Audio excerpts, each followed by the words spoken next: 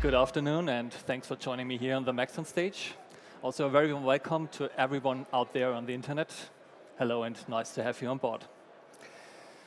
Before I start, please let me introduce myself a little with a few words. My name is Thomas, and I've worked for Next Limit Technology since 2013. I'm a member of the company's RealFlow team, and maybe you've heard of RealFlow already. And then you might know that it's a simulation software for fluid and body dynamics. With RealFlow, you can really simulate everything from small drops to oceans with breaking waves. And to give you an impression of what our clients do with the software, here's our latest show reel.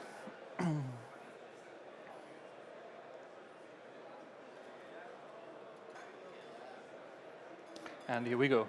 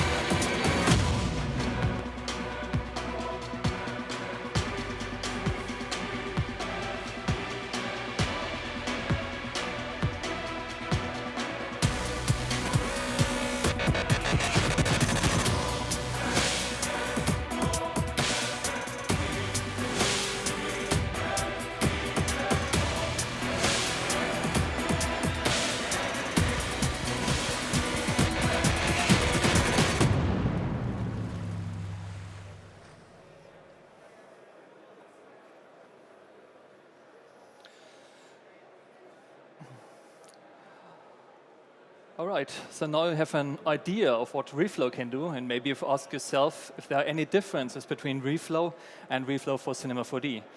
And the answer is yes, there are differences. And the most striking difference is that RealFlow for Cinema 4D does not contain the entire range of simulation tools. So there's a clear focus on small to mid-scaled fluids. We don't have a large scale and solver there and no body dynamics engine. This also means that you do not have to pay for components you most probably never need. And there are no extra plugins to exchange simulation files between RealFlow and Cinema 4D. So the pipeline is directly inside your preferred application. And we have also interfaces to Cinema 4D's MoGraph, Hair, Pyrocluster, and Thinking Particles modules. And Thinking Particles are also the connection to third-party plugins like Turbulence FD. So it's mainly targeted to artists without a need for programming or VFX-heavy tools. So our main goal was to create an artist-friendly plugin. But there's, of course, always a technical aspect when it comes to simulation. But that's not really different from render engines or any other 3D application. And the main technology behind RealFlow for Cinema 4D is the Diverso multiphysics engine. And this sounds very technical already, but in fact, it's pretty easy to explain. Multiphysics means that you're can manage different materials under common framework, under common hood. And the second aspect is that all these different materials are able to interact. Sand can be washed away by water, oil separates from water, or cream floats on top of coffee, for example. And during the next 45 minutes, I want to go through some typical projects with you and show you what you can achieve with a plugin directly inside RealFlow, directly inside Cinema 4D. And I will also answer a few common questions like these ones here. So, what's a typical workflow with RealFlow for Cinema 4D? How do I work with different materials?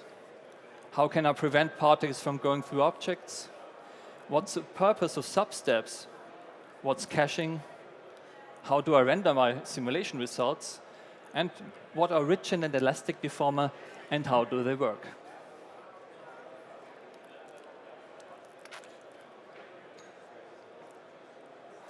So let's start right ahead, and with a very basic scene, where I'm going to fill a few objects with particles.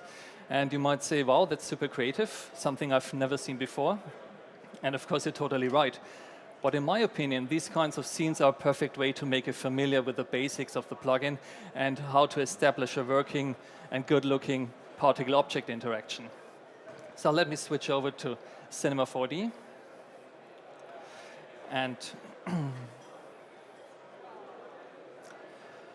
here you can see 3 objects, nothing very special.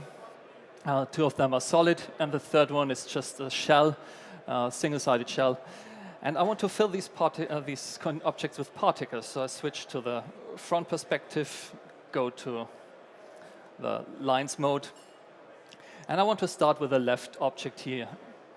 And I want to fill this area, what's displayed in white here.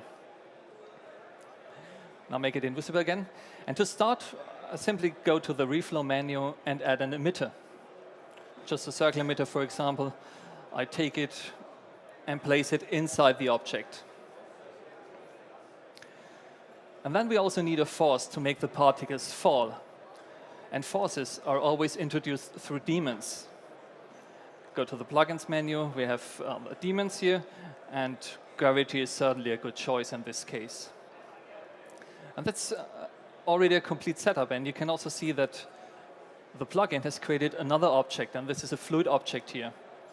And the fluid object is where you define which material you actually want to simulate. So you can choose between something liquid, granular, viscous, viscoelastic, whatever you want.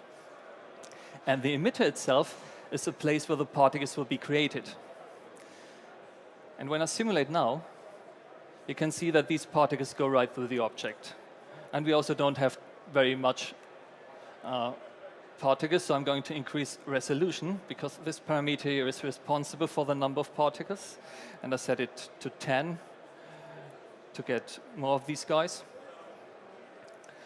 So now we have to tell RealFlow that there is an obstacle, some kind of object the particles should interact with.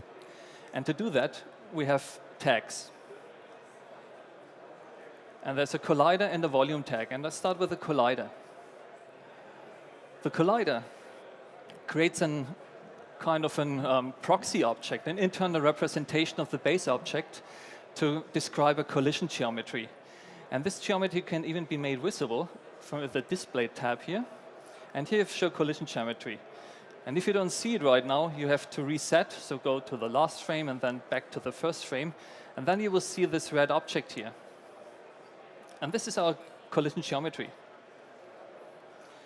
And another thing you can do with this collider tag is to specify the object, the surface properties of the object. So it can be something rough, it can be something polished, or even something sticky, for example. And you have a bunch of parameters here, and these parameters can even be driven by maps. So I'm going to make this red object here invisible again. And then I was talking about the collider, the volume tag. And it's here. And this tag is used to work on the red object you've seen before. So you can refine the collision geometry and make it fit better with the underlying base object. And I said I want to fill the inside of this object. So everything outside the surface should be considered solid. And we have these modes here, as you can see, volume mode. Everything's set to auto right now, and when I deactivate it, I have access to it. And now I set it to solid outside. And when I simulate now, we have really a particle interaction with the inside of the object, and this looks pretty good already, so there's hardly anything to change. But now I want to make these particles faster. So I go to the emitter, and currently we have a velocity of 2 meters per second. I'm going to increase this to 10 meters per second and simulate again. And now I can see a few particles leaving the object. And there's another thing that's striking, because we hardly have any turbulence. Considering the high speed of 36 kilometers per hour, everything's pretty flat and shallow. So in order to fix these things, we have to increase precision. And the simulation's precision is always adjusted here in the scene object. And there you have a solver panel. When you go to it, you can see everything's currently driven by RealFlow automatically. And everything's optimized for high simulation speed. And when I deactivate autoparams, I have access to these substeps values here. And RealFlow uses so-called adaptive substeps. And this means it chooses a value between the lower value and the upper limit here. And given the fact that we have really fast particles, I want to increase the precision by 4 times and set something like 8, for example. And now I start another simulation. And you can see that we have now a clean simulation, and the particles do not leave the object anymore. And we also have much more splashes, and everything looks more natural, and it matches the values we've been adding before regarding speed. And if you even need more precision, no problem. You can also change this to 10, for example, if you still have some particles going through, and then you will get even better results. It's a smooth look. Okay, let me go over to the next object here in the middle. It has the same geometry as you've seen, and in this case I want to fill this area, this part here. So everything that has been solid before, everything that has been hollow before should now be solid. And again, I'm going to add my 2 tags, the collider and the volume.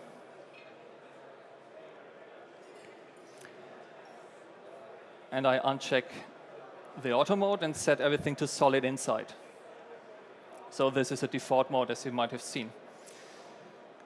And now I'd simply take my emitter again, place it inside there, and start a simulation. And everything's pretty fast right now. We have still 10 meters per second, so I switch back to 200. And I can see that there are gaps here in the corner, so not everything from the object has been filled correctly, and this is something we want to fix, of course. So we have to work on the collision geometry. And I want to make it visible again. And I can see the reason, because they are rounded borders, and this doesn't match the underlying geometry really exactly. And to fix that, we go to the volume tag again and change the collision geometry detail. And now watch the red object, please. I'm going to reset here. And I set it to high, for example. Then I reset. And now I can see how this collision geometry has improved. And if you think that's still not high enough, just unlock the cell size parameter, and I go to something like 2, for example, and then I reset. And now we have an almost perfect representation with sharp edges. And let me make this invisible again. Switch back to front view and start another simulation. And now these gaps are filled. And everything I was saying before about substeps and simulation precision is still valid. There's no difference. We still need a certain number of precision, a certain number of substeps to get a clean interaction like here. And the last mode is this object here. And this is a single-sided shell, so we don't have any possibility of defining inside and outside. And for this object, we have a third mode. And here I want to fill this space as well as in the object before. So I add my tags again, collider and volume.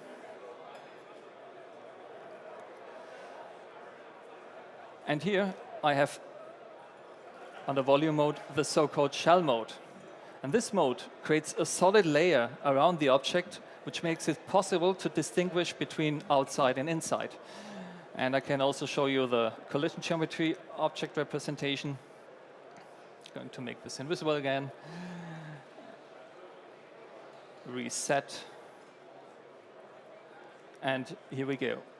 So now we have something solid made out of a single-sided object.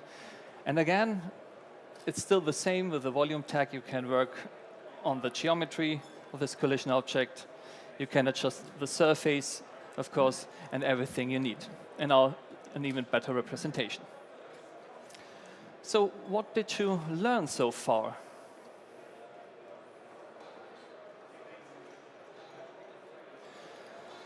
You now know how to add simulation nodes.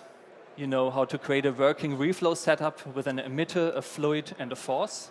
You can apply collider and volume tags and choose the correct volume mode.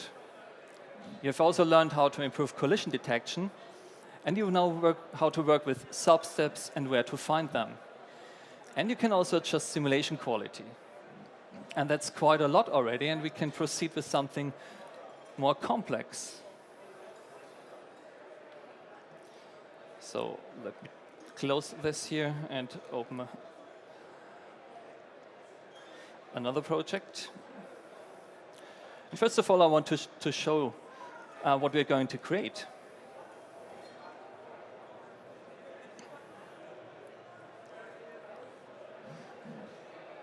So the idea of this project is just a basic simulation for commercial, for example. And we have a cosmetic product that can moisture dry skin or dry hair, for example. And everything starts with this sand particles, and they are ripped apart, and then they turn into water. And finally, they are attracted by an invisible bottle and cover the entire surface. So we have a state transition here from solid to liquid.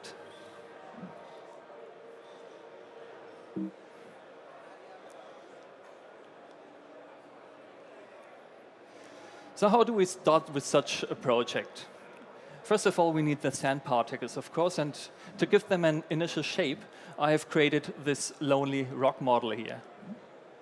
And we want to fill this model with particles. And for this purpose, we have a certain emitter. And this one is called fill, so not too far away from what it does. We don't need any collisions here, so we don't have to apply any tags. It is just a container to hold the particles for the simulation. There's no interaction. So I take my rock object and drag it to the body slot. And when I make it invisible, you can see the particles already. And that's everything we have to do here right now. And then I go to the fluid object. And I want to rename it to sand to make it unique. And I will also change its colors a little bit to give it a more sandy impression. So something yellowish, for example. And then we can also differentiate it from the water later on. So maybe this one, and for the last was slightly orange tone. Okay. Now let's head over to the fluid section. And as I've said before, we have here the liquid type, and we can choose from several other types, and here I'm going to make it a granular simulation. And we now have a completely different set of parameters. First of all, I want to have more particles, because some 4,000 particles is definitely not enough. So I bump it up to a value of 60, a reset, and then we have more than 120,000 particles already. And the only parameters I'm going to change here are cohesion and roughness. Both are very sensitive. cohesion makes the particles stick together. And this creates chunks and pieces, and you get the impression of wet sand. And I said it's very sensitive, so I start with something like 0.1. And for roughness, this creates a repulsion effect between the particles and gives us more turbulence and more chaos and more isolated particles flying around. And I said it's also very sensitive, so a value of 0.1 is good here as well. And that's all with the settings here. And now we want to rip these particles apart. So what do we have to do? We need a turbulent force. The best choice for that is the so-called noise field daemon. So we add it. We're going to use some pretty heavy here, 300. And I also want to have a higher noise frequency, a smaller noise pattern if you want. So I changed noise space scale to 2. And now we can start a first simulation to see what we get. And you can see how the particles are being accelerated. And if you consider we have more than 120,000 particles here on a pretty old laptop, it's going rather fast, I think. And here you can also see these chunks and pieces I was talking about because of cohesion. But I want these particles to expand more. I want to make them to fill a bigger volume. And to achieve this, I add an attractor daemon. Attractor sounds a bit weird, and with a default value of 500 here in the lower right corner, we really have an attraction effect, and everything will accumulate at the center of the daemon. But here I'm going to change it to a negative value, something like minus 600, for example, and then we have a repulsion effect, and the particles will fly apart. And I don't want to make these particles fly away forever. So what do? I restrict the scope of this daemon. And you can either use a fall-off here, but here I'm going to enable the attenuated button. And now you can see a blue circle. And this blue circle is the external radius. I switch it to 4 here. And at the border of this blue circle, we have the external force of 100. That's again a slight attraction effect.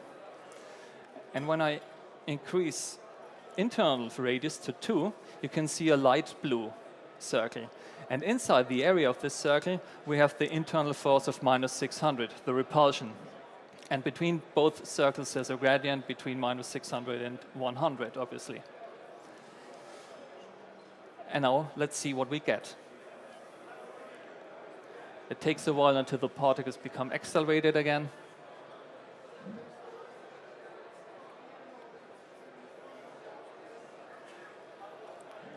And now they start to spread. And this is a nice explosion. Something really heavy. But we still have these chunks and pieces, lots of isolated particles flying around. So exactly what we wanted to achieve. And then I also want to add a third daemon, and this one is called drag force. Drag force, where it is? Here it is. Drag force is something like air friction or air resistance. And you will hardly see any effect, but it will balance the interplay of the other daemons and their forces, so we get a smoother simulation all in all. And it's also very sensitive, so be careful. I start with a value of 2.0 here, and that's totally enough. And that's now for everything here on the sand. And the next step is to create the transition effect from solid to liquid. And my idea is to measure the velocities of these particles, and when they reach a certain limit, I want to shift them to another fluid container.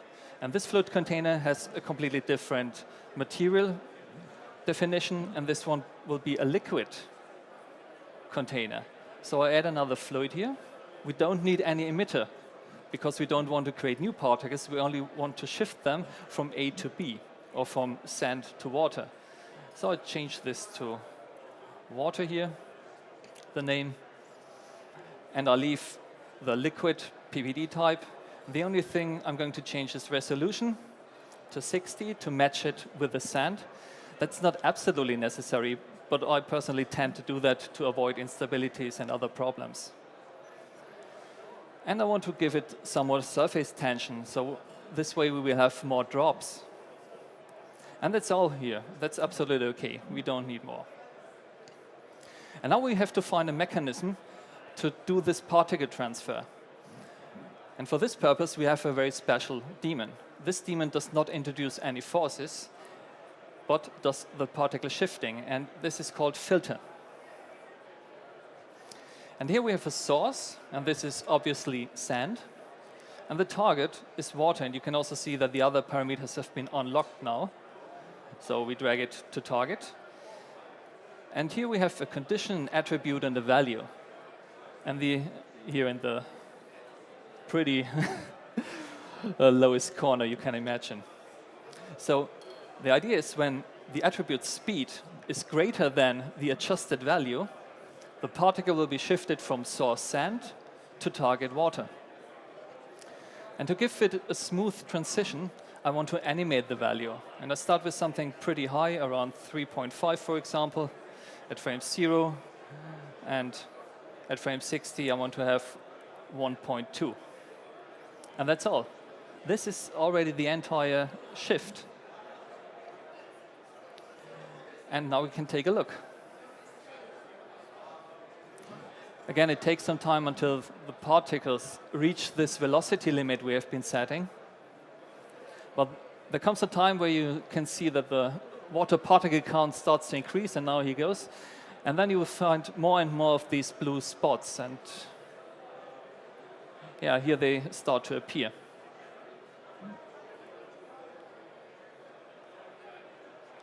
I obviously did not enter the correct value here. So this was meant to be 1.2. Sorry for that. And yeah, now we have a gradient. And let's stop the simulation again.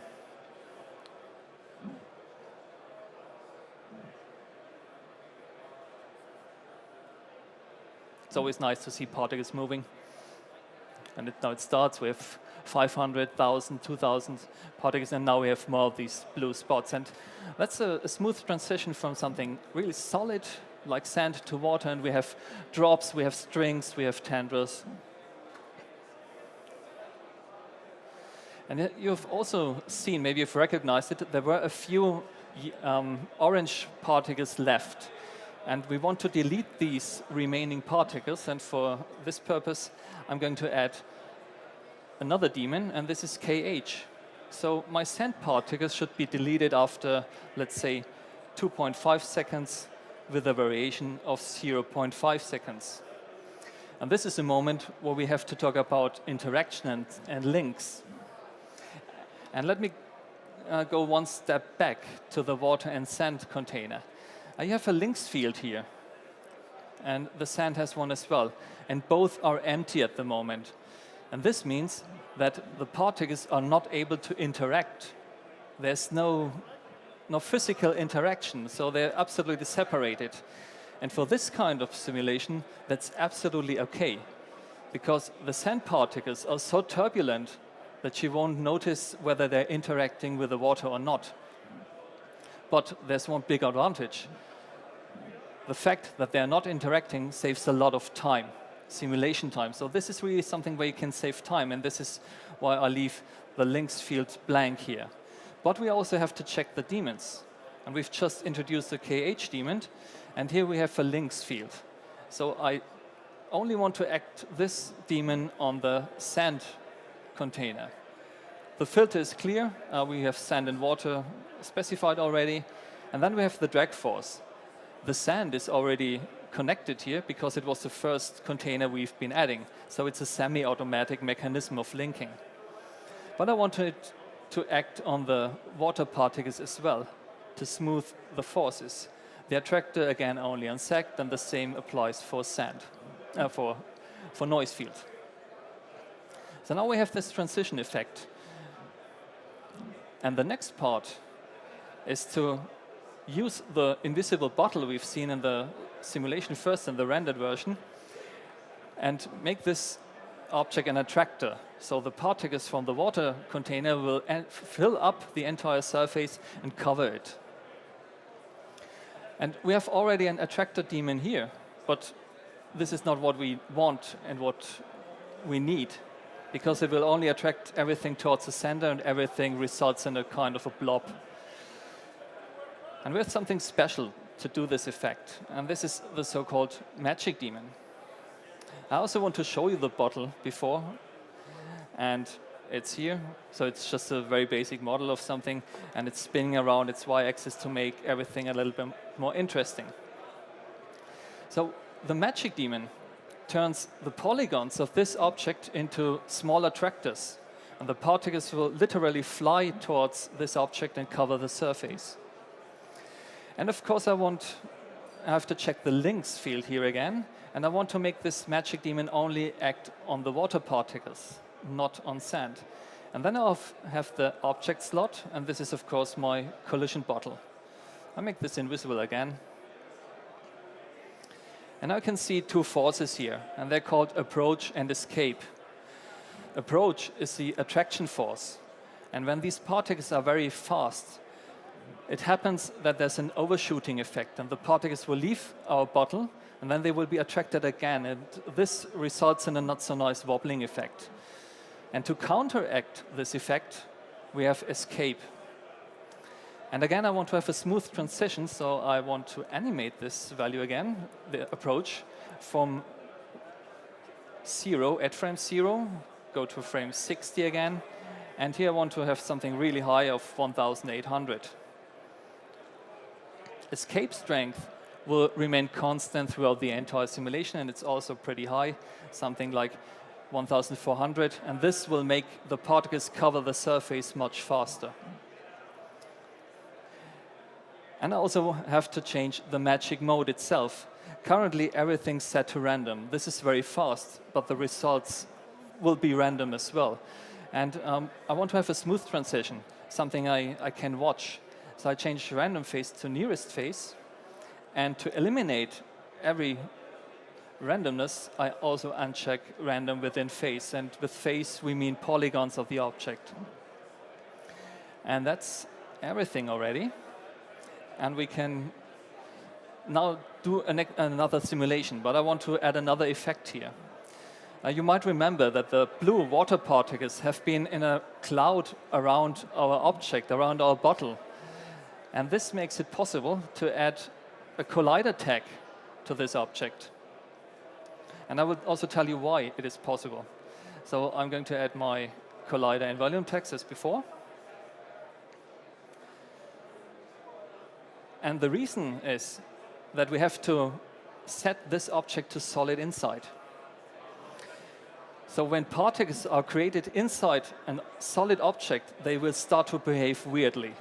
They will explode, and you will have false results simply. But here we really have the biggest amount of particles around this object, and this way we can make them attract towards the bottle and let them flow over the surface of this object. And to get a tight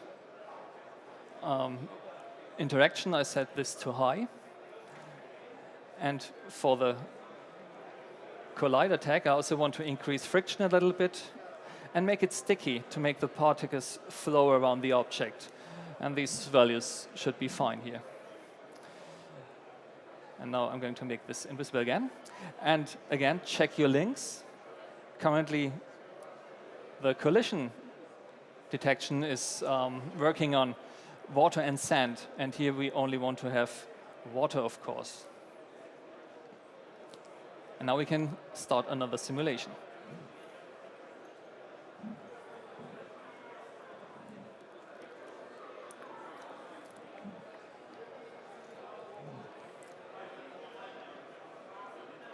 It again takes a while.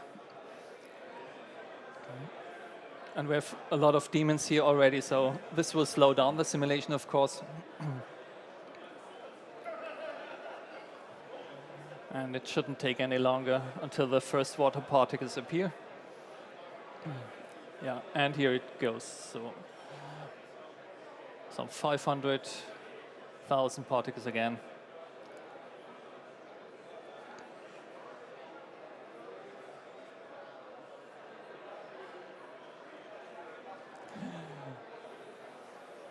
Okay, I'm going to stop this here because I don't want to watch this simulation forever. And I've created a preview for you. And when I say preview, oh, it's still running. Yep, still. Not so easy to interrupt a simulation, okay. And when I say preview, I'm one step ahead already. Because to create a preview or render your results, you have to store your simulation results. And this process is called caching. And that's not a big deal because all you have to do is to go to the scene object again. And here you have a cache tab. And when you open it, all you have to do is to choose a cache folder. I've prepared one here already. And then you click on Cache Simulation, this button here. And then a progress bar appears and you will see the progress. And when it ends, you can scrub the timeline and you can render out a preview, or you can render the entire simulation if it's complete. So let me connect this here, and yeah, and now I have the entire simulation. And of course, I've converted this into a video for your convenience. Here the sand particles are red, but this shouldn't be a problem.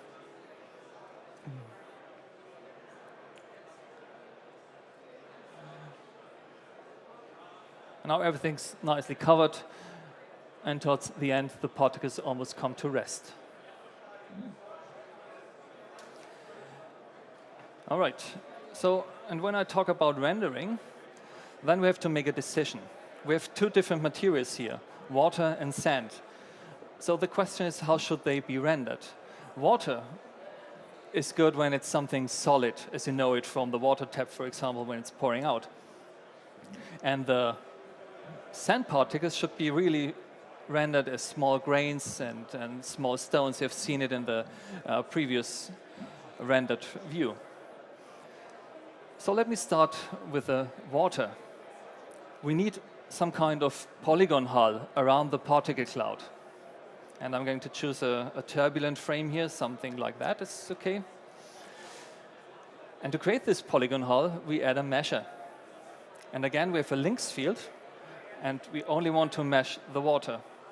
And to be honest, it can really be a bit challenging to create a good balance between all these different parameters here, and to get a good balance between the number of polygons and the level of detail we catch. And this is also a very turbulent simulation. And to avoid a very high amount of polygons, I switch resolution to something like medium. That's okay for now. And the mesh engine creates small spheres around these particles and blends them together. And the radius, the size of these spheres is adjusted here with the radius value. And this default value is very good in many situations, but here we have many nearby particles. So I'm going to decrease this a little to 6. And smooth should also not be too high to avoid very sharp edges. Because otherwise your fluid will look like liquid metal and not like water. So be careful with this value, and something like 5 should be appropriate here. And then I start a first mesh. And we have VDB meshes here, so this should be pretty fast. Yeah, and that's not really good. Okay, we have something blobby here, and we have a few drops, but all in all, it's not a very good shape. So we need more detail. And one idea is, of course, to decrease radius. But a much better way is to apply a thinning filter first, to shrink the mesh. And here I'm going to use 0.5 as well, and create another version. As you can see, it's pretty fast, and now it's much better. And now it's a moment where I start to decrease radius again, and a 5 is okay here as well. So I create another one. Okay, and now we have really small drops here, and all these nice structures, we have caught them all. And if you think that's not good, feel free to change these parameters to your needs. That's absolutely up to you. And once you're done, you have to cache these meshes. This is just a test mesh, not the entire range. And The process is the same as before. We go to the scene object, the cache panel, and here we have a cache meshes button. And when you click on it, the entire range will be simulated. And now finally, we want to render the sand particles. I want to make this invisible here again. And the sand particles, for them I have created some small grain models. And the question is how to connect them with our sand container. And all you have to do is to select them, and then you drag and drop them onto the sand container. And that's everything. And now they're connected. But the problem is we just have 10 of these stones, and they will all have the same size and orientation. But we want to create the impression of 10,000s of differently shaped objects and sand grains. And for this purpose, we have added something new, and you can find it here under particles. And these random values turn RealFlow into a basic scatterer. So here I'm going to change the random values for rotation 320 degrees and a scale random of 3.5, for example. And then it takes a moment until all these parameters and values are being applied. Yeah, and now you're ready to render everything, and I've also created a preview of the mesh for you to see how it looks. The sand particles are still there, and this is the mesh. It's really very turbulent with lots of small drops and fine details, and everything is vivid and turbulent. And finally, again, the final simulation. Make it a bit bigger now.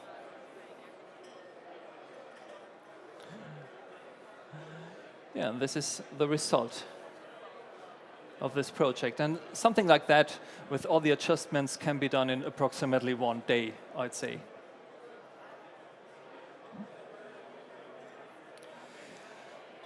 So what did you learn here?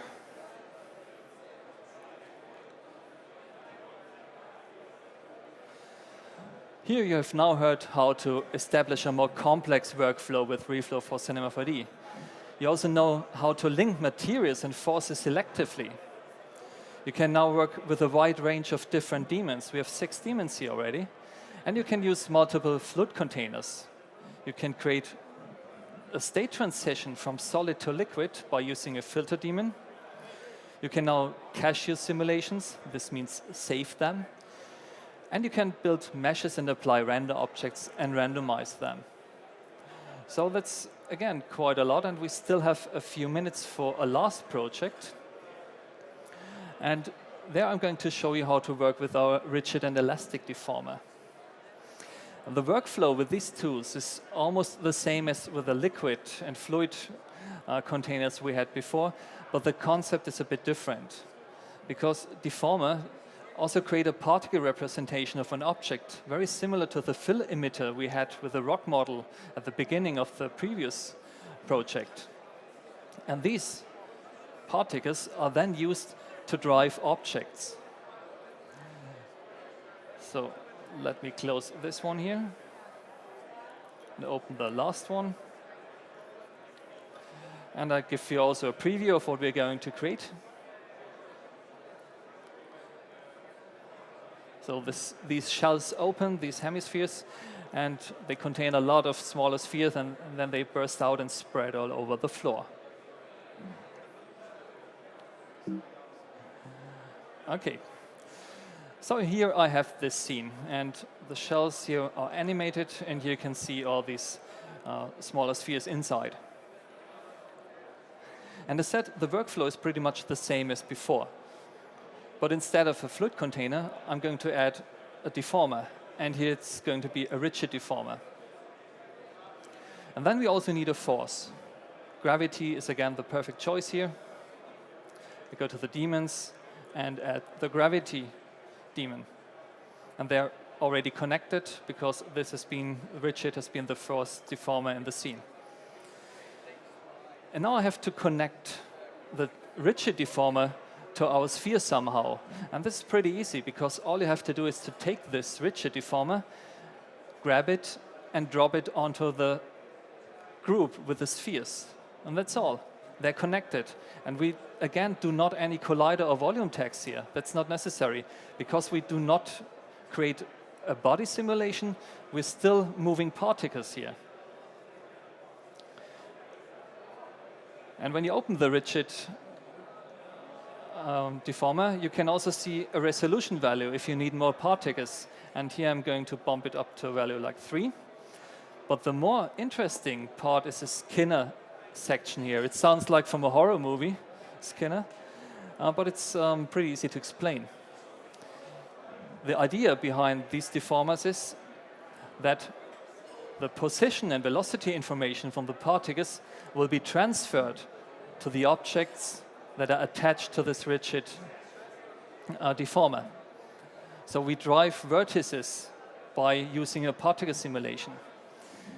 And to do that, RealFlow searches within a given distance around a vertex for neighbor particles. And this is a search distance. And this value of 20 centimeters is very good in most cases, and I think it works in 80 to 85% in all cases. But this search might return a rather high number of particles, maybe 20, 30, 50, and this will slow down everything.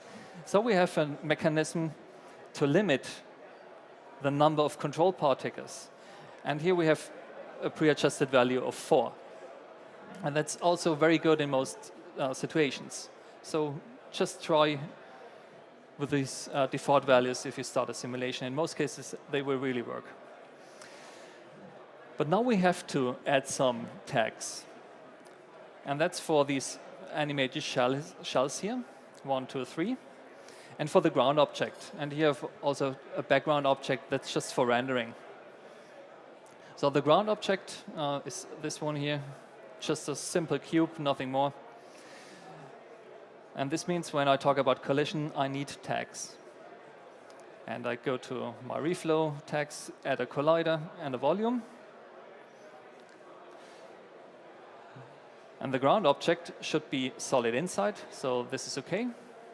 And I give it a rather high collision geometry detail of medium to high. And for the properties, I want to add a rather high amount of friction. There's a hard limit of 1 here with friction, so here I'm going to add something like 0.3 to prevent our spheres from rolling away too far. And I want to have more bounciness, something like 0.5, for example. And the same goes for the shells, these hemispheres here. And here I want to have a friction of 0.6, let's say, and a bounciness of 0.7. And this is basically everything you have to do. And now you have a rigid simulation. And now I simulate. And it takes a moment. We have 170 small spheres here.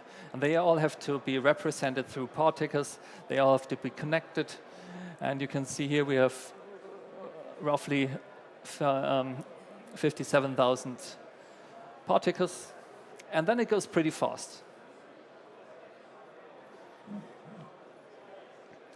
But now you can see 2 things. First of all, some of these objects here go through our shells. And I forgot one thing, because I did not change this to shell, but it should have been done automatically, exactly, because there's an auto mode. So RealFlow will detect your shape and adjust the correct volume mode automatically. Okay, sometimes it fails, so always have an eye on that. And another thing is that the particles obviously do not match the object. But that's just a visual delay, and there won't be any delays inside your final simulation. And when we talk about these objects going through, what do we have to do? We have to remember the first project. And there I went to the scene object. Now it takes a while to reset everything. And I go to the solver again, uncheck the auto params to have access to the sub-steps. And here I'm going to use 10, for example. And with rigid and elastic deformer, it's very normal that you have to use a rather high amount of substeps, something like 10, 20, 50, or even 75 is absolutely normal. But your simulation will still be rather fast. And personally, I tend to use so-called fixed substeps. And this means that minimum and maximum substeps share exactly the same value. And now we can start a last simulation. Again, it takes a while to prepare everything, to create the particles and the representation. And then in a few seconds, it should start again and be rather fast. And here we go. And now the spheres, the smaller spheres, are already starting to fall down inside these hemispheres, collide. They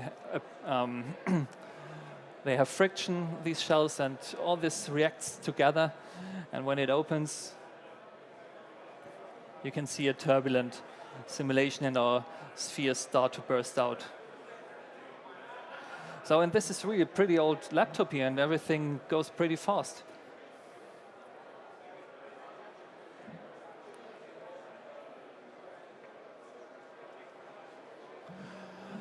All right, and again, I want to show you the final simulation. Take a look. And this is what we have achieved within just a few minutes.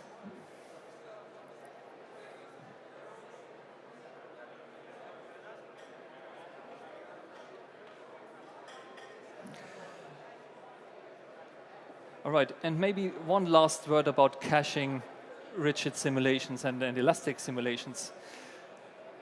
The concept is the same. So we have particles and we store the information in individual files. Everything in our pipeline is based on alembics, except rigid and elastic deformer. And you have the cache panel again. And here you can see a deformer's cache mode down here. And the default option is point level animation. And I really recommend using this option because it supports motion blur.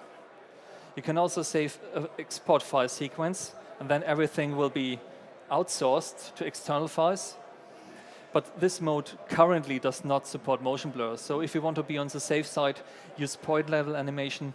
But here everything will be packed inside the Cinema 4D project. So with a lot of objects and high resolution, it might happen that your file becomes very big and large in size. But you will be rewarded with motion blur. So yeah, we're approaching the end.